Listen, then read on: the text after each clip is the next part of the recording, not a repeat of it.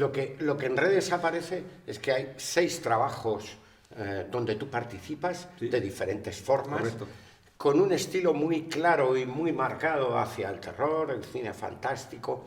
Y antes hemos mencionado, bueno, de hecho hemos estado charlando, esa influencia del cine negro. Sí. O sea, el cine negro, ¿para ti qué ha significado?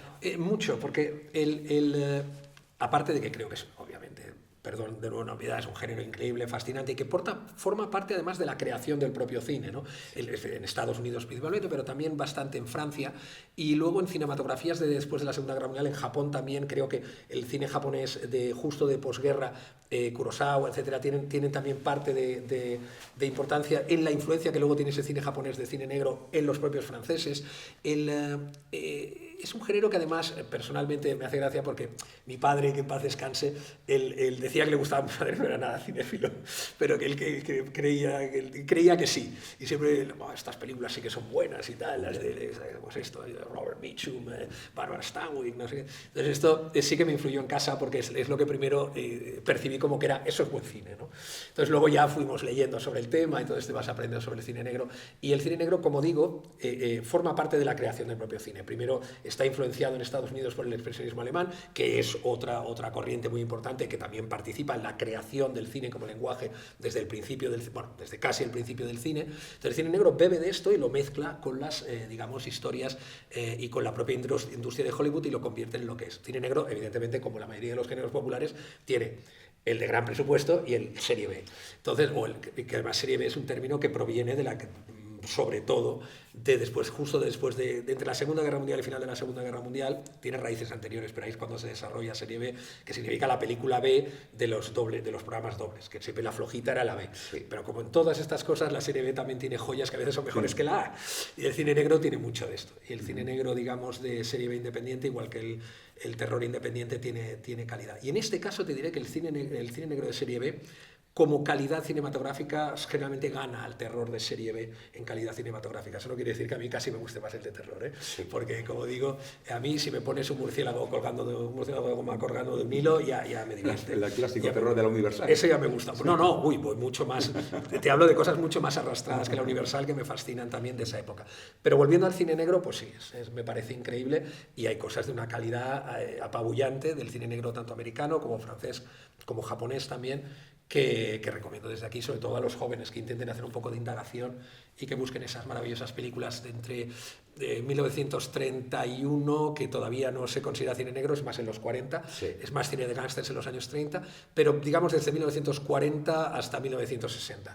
La cantidad de películas, por la edad que tenemos, que llegaba un sábado y tenías esa película de cine negro, recordarlo. Ahora, en muchas de ellas, si quieres verlas, tienes que pagar. O sea, fíjate la gran facilidad que hemos tenido en nuestra época para ver cine. Además, el cine en esa época era económico, ¿verdad? Era la opción que te permitía ir, comprarte tus palomitas y disfrutar de una sesión doble, ¿no? El cine de barrio, el famoso cine de sesión barrio. Doble, de toda la vida. Sesión doble.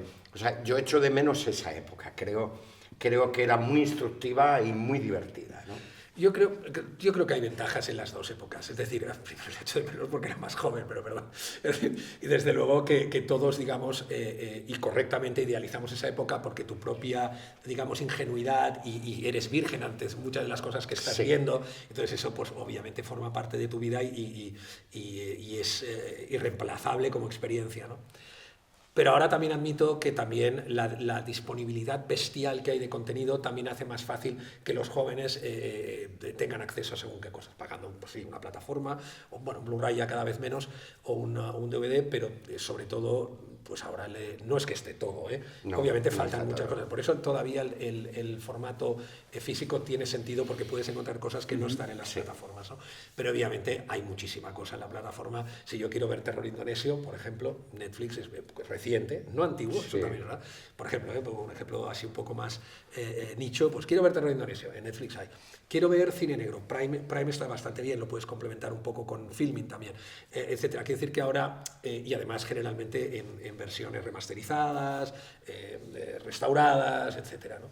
Pero claro, obviamente que echo de menos aquella época y sobre todo echo de menos los cines de repertorio, que era una cosa que han tenido un papel importantísimo en la historia del cine en España, en el sentido, sobre todo para los consumidores, porque, por ejemplo, todas esas salas en Madrid o en Barcelona y otras ciudades donde tú podías ver las películas La Matanza de Texas se estrenó como en un cine arte y ensayo en Barcelona, por ejemplo. Supongo que en Madrid también, no lo sé, pero en Barcelona fue así. Esos cines que han hecho tanta labor de mostrar un cine que no era común y que no se daba en la televisión, sobre todo durante los años 70 en el Estado español, pues yo creo que también lo echo de menos, ¿no? Y por supuesto las sesiones dobles que decías que daban en muchos cines, eso tiene un encanto, tardes de terror, o había fines de semana con maratones de terror, etcétera, que esto también, pues claro, lo echo mucho de menos. Sí.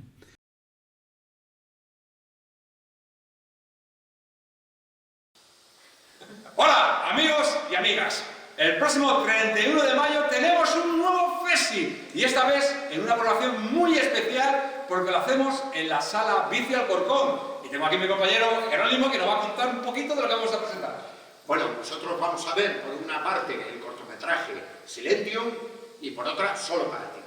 Y luego voy a proyectar yo la versión inédita, dura y salvaje y larga de Nadie sale vivo. Y después de esa programación tenemos un pedazo de concierto que mejor aquí que nuestro compañero nos va a presentar. Pues estaremos en Natal Pride después de las proyecciones de las películas para darlo todo y patear muchos culos.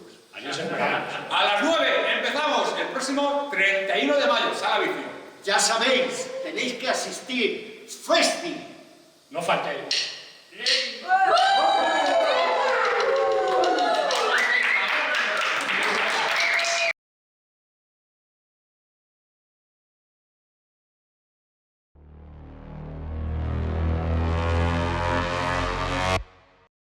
Vámonos a Europa ahora, ¿vale? Vamos a irnos al Gallo italiano, que nos encanta. Tenemos maestros como Mario Bava, Lucci, tenemos Enzo Castellari y sobre todo tenemos al rey que es Dario Argento, ¿no? Creo que ellos crearon un cine de tendencia en lo que es mostrar explícitamente lo que es la sangre, ¿no? La sangre sin tener limitaciones de litros y litros o del color espeso o más suave. Dentro de ese género, sobre todo que donde brilló más fue la última etapa de los años 70, ¿qué influencia ha tenido para ti? Y dime cuál es tu mejor película de todas ellas. Sí, todos los que has nombrado, empezando por Mario Bava, es cierto que Mario Bava, digamos que inventa, se puede buscar también precedentes, pero y alguna película anterior que va por ese camino en Italia y tal. Pero Mario Bava, quizás con La chica que sabía demasiado, crea el primer giallo oficial en blanco y negro, en la historia del giallo, concretamente en este caso en 1960 y la chica 63 quizás, lo tengo que mirar. Pero bueno, a principios de los 60 Mario Bava hace esa película que cambia, digamos, con John Saxon de protagonista, además, que también tuve la suerte de conocerlo en Sitges, que es protagonista, protagonista por cierto, de la primera de Pesadilla. Street. Y la verdad es que Mario Bava, como hacía tantos géneros, y sobre todo el terror gótico también muy famoso, Mario Bava en su terror gótico, luego hizo varias películas que pueden ser consideradas giallo, ya en color, etc. Pero eso es más en los años 60. El cambio fundamental en el giallo es cuando entra Dario Argento y provoca, y además comercialmente, porque claro, no solo en es Italia, el boom, ¿no? en toda Europa, incluso en Estados Unidos, sus películas se convierten en hits. Él introduce más sexo, más violencia, más sangre. El erotismo era como aquí Jeff Franco, ¿no? Que era una de las banderas de sus referencias. Sus Totalmente, además de una manera muy específica. También él introduce, volviendo un poco a lo que decíamos de Romero, él introduce una ambición artística muy concreta. Mario Bava era un genio del cine intuitivo, y en el caso de Dario Argento yo opino que era un genio del cine autoinducido. Entonces, Dario Argento en 1970 estrena El pájaro de las 69-70 según el país, El pájaro de las plumas de cristal, que además tiene música de Ennio Morricone. Entonces ahí hay otro punto de inflexión en el cine de terror, donde ese tipo de misterios policiales con tanta violencia se considera ya parte del género de terror, ¿no? Entonces, ¿cuáles han sido más importantes para mí? Hay otros, como tú has dicho, otros directores de giallo muy conocidos, como Sergio Martino, Lucio Fulci, conocido, Enzo G. Castellari.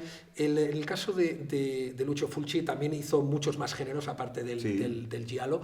Hizo también, es muy conocido por zombies, también en este caso por películas de zombies, mi favorita en este caso, El Más Allá, No los zombies, etcétera, etcétera. Entonces, grandes bandas sonoras de Fabio Frizzi, que pronto va a tocar en Madrid además en marzo. Pero volviendo al caso de Argento, yo creo que es el que marca en ese momento la diferencia. Y es un momento entre 1970 sí, yo creo que y es la referencia, ¿no?, clave de sí, este género, la mayor representación, ¿no? Totalmente. Y yo creo que llega digamos, al punto álgido de su carrera con Suspiria en 1977, cuando combina una historia que podríamos llamar giallo, es decir, de un asesino misterioso con diferente, bueno, siempre con la cuchilla, pero a la vez pues, utilizando otros métodos muy artísticos de asesinato. Claramente Dario quiere hacer arte con ese cine extremo de terror, extremo comercial y a la vez extremo, que es un punto muy interesante también, y lo mezcla con dosis de terror gótico, con una escuela de baile que se llamaba la escuela Tanz para señoritas, que se llama en la película, y él mezcla terror gótico con cine de giallo, y todo con aquella increíble fotografía de la película y además una música también increíble de los Goblin. Suspiria es como un punto de encuentro de todo esto, con lo cual por eso yo creo que no solo conforma una película esencial en Dario Argento o en el giallo, que no es exactamente un giallo, pero el giallo, sino en el cine fantástico en general, es otra de esas obras maestras. Yo, como siempre, me gusta mencionar lo español, pero no por otra cuestión, porque considero de que nosotros hacemos cine en España y somos españoles. Y aquí hay una serie de personajes que creo que se van olvidando. Voy a mencionar a uno que se llama Narciso Ibáñez Menta. Me parece que es una de las personas que logró, digamos, introducir ese punto de terror con sus series de Noches para no dormir. Y luego, posteriormente, la influencia sobre su hijo, Chicho Ibáñez Serrador.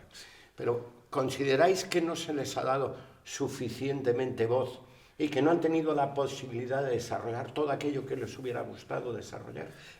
No lo sé. De hecho, conozco al hijo de Chicho, a Alejandro Ibáñez, que es un conocido productor en Madrid, que ha hecho, de hecho, él, entre muchas otras cosas, pues, digamos, hizo las nuevas versiones de Historias para no dormir para Prime Video, con gran éxito, además. Y en este caso, creo que tendría que ser él el que contestara a si su padre, a nivel cinematográfico o artístico, en este caso televisivo, pues considera una persona que había llegado a la cumbre de sus ambiciones, el sentido bueno de la palabra, sus ambiciones artísticas.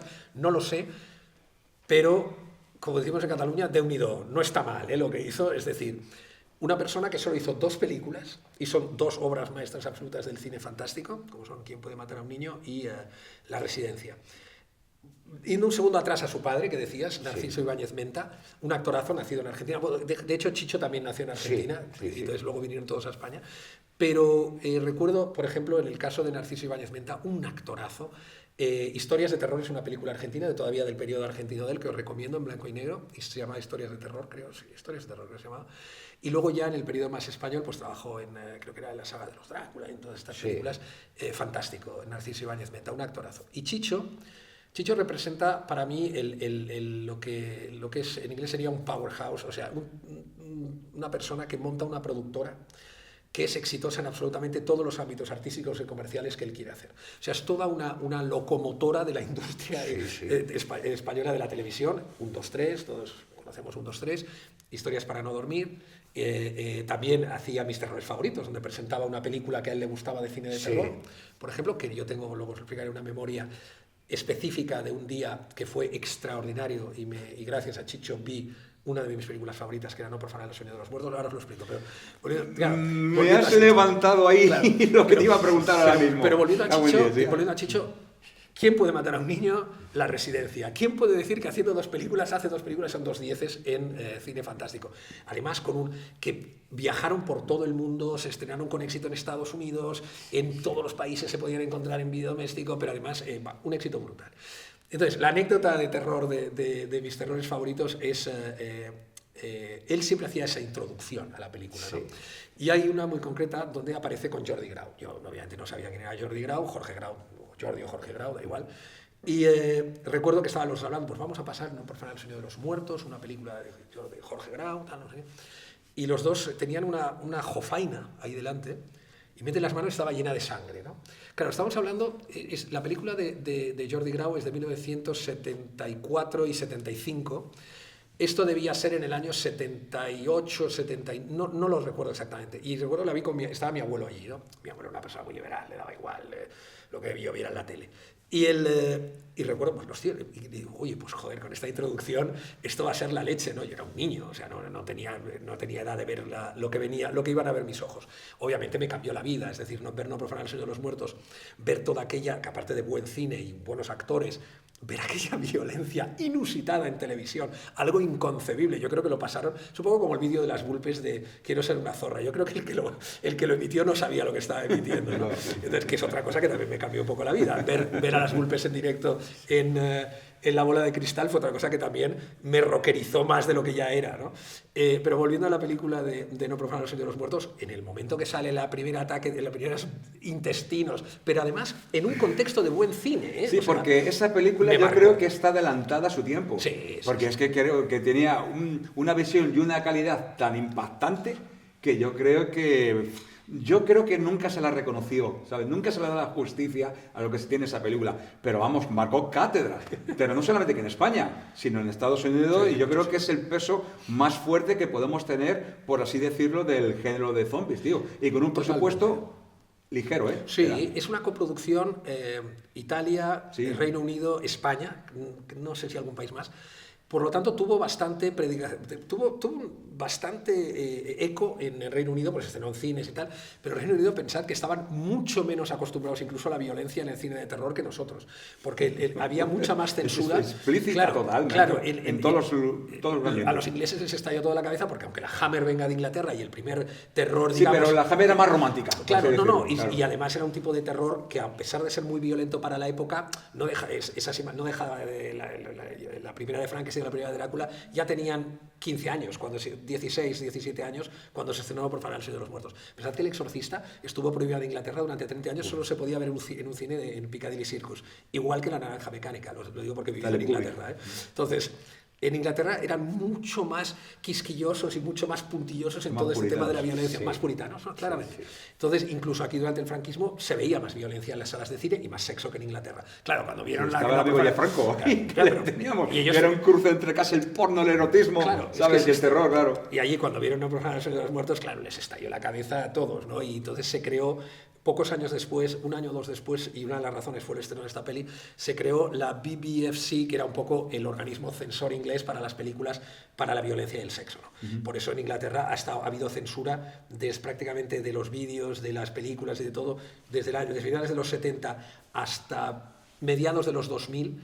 Prácticamente no había porno en Inglaterra, por ejemplo, el porno estaba cortado, el terror estaba cortado, las ediciones inglesas estaban cortadas, todo el gore, etcétera, etcétera. Para ir cerrando un poquito ya lo que es el capítulo nacional, yo quería hablar de otra película, que esta sí que tuvo proyección muy internacional.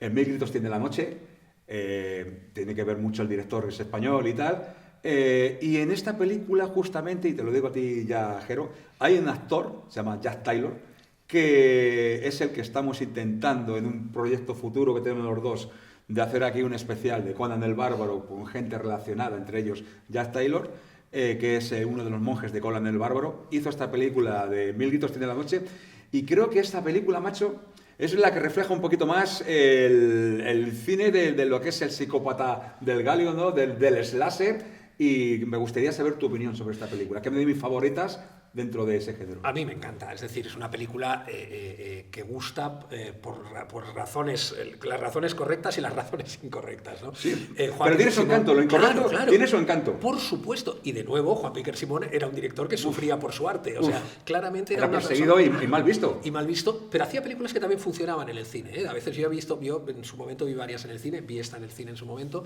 vi La Grieta y vi algunas más. Pues La Grieta estuvo en Sitges y tuvo bastantes premios. Bueno, La Grieta yo creo que estaba en Sitges, yo creo que ha estado casi cada año en Sí, yo creo que es de culto. Se le rinde homenaje cada 2 años. Yo creo que en Brigadoon, por ejemplo, yo creo que se ha pasado, en 20 años que he estado yo en City, se ha pasado, no cada año, pero cada 3 años, y yo creo que la pasábamos. Bueno, en este caso los responsables de Brigadoon, Juanma Pastor y luego Diego López, yo creo que la han pasado varias veces también.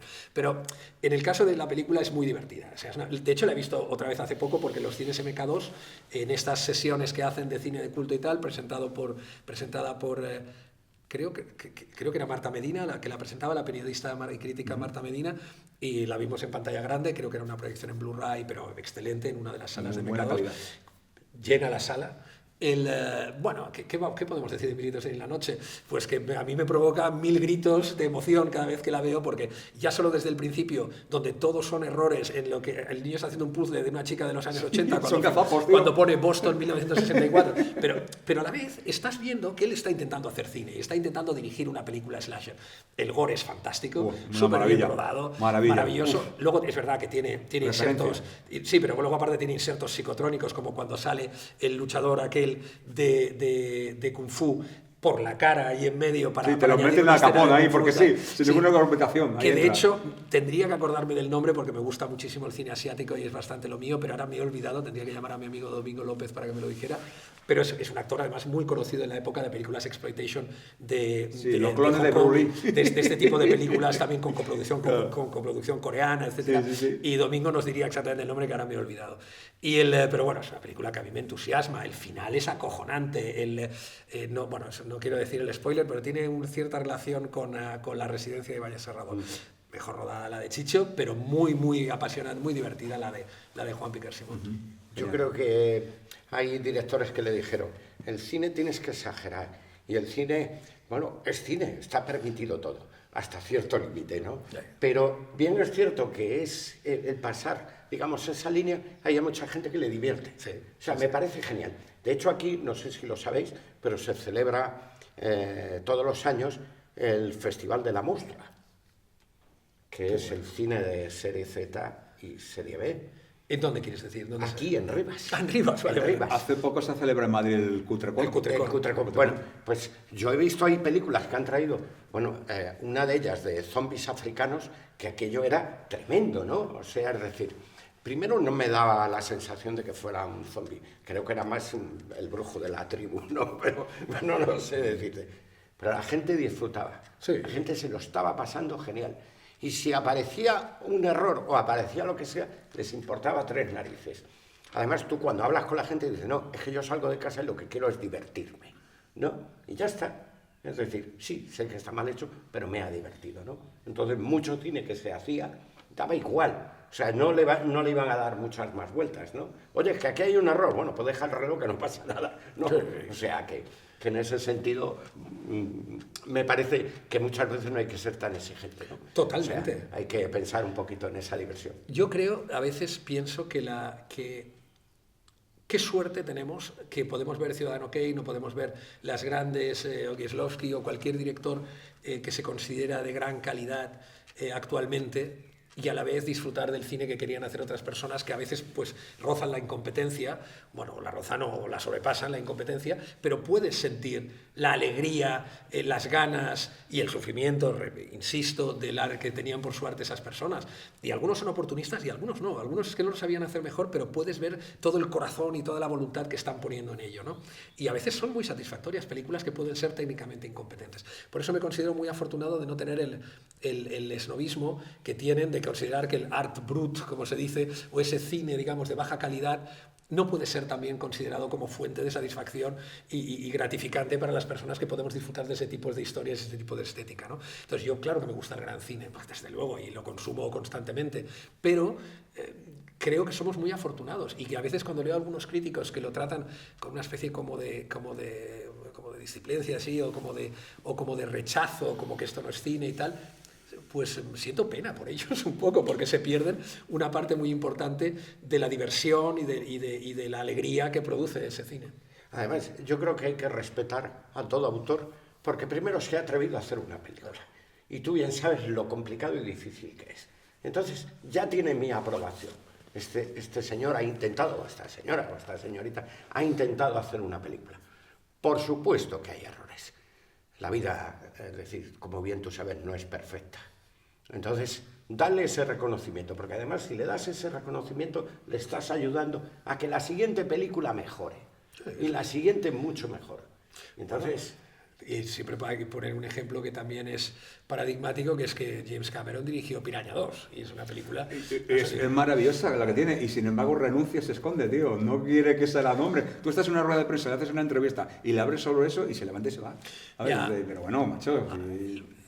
Y es un caso, a veces ocurre lo contrario, a veces ocurre personas que han estado relacionadas con películas que ellos consideraban que tenían críticas malas y que la gente las iba a considerar una chorrada porque ellos lo que querían hacer era pues gran cine, etcétera, pero que luego con los años se han dado cuenta que esas películas eran apreciadas por un enorme público. Claro. Esto ha ocurrido. Claro, es que las pirañas van con un hilo que se ve perfectamente cómo mueven las alas con un cinerama y tal, pero son maravillosos, es que esa película, tío, tiene una hermosura. Es bueno. divertida, sí. En fin, es verdad que vale, que viene todo del boom de Spielberg, del Tiburón, ¿no? Del 75, todas esas películas que hubo de terror del agua y tal, pero oye, tiene lo suyo, macho. Pero siempre la ha rehuido, siempre. Hay que tenerlo en cuenta. Bueno, si os parece bien, podemos hacer una pausa para la publicidad, porque nos tenemos que hacer algo de publicidad y luego volvemos con una pequeña tertulia y alguna información más que otra. Entonces no os vayáis, que enseguida estamos aquí.